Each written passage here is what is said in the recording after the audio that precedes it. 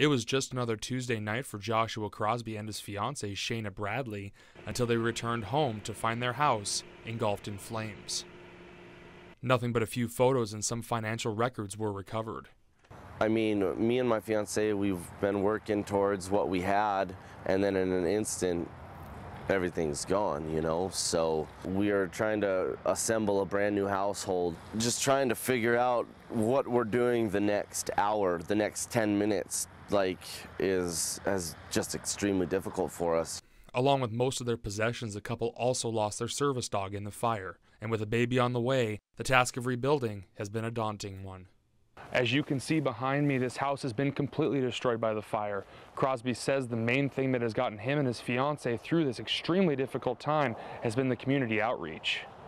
Crosby says they have been overwhelmed with support, receiving help from several local businesses and individuals.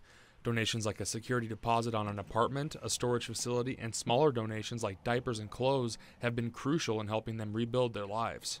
The community has just saved us, basically stepped in and taken care of us 100%.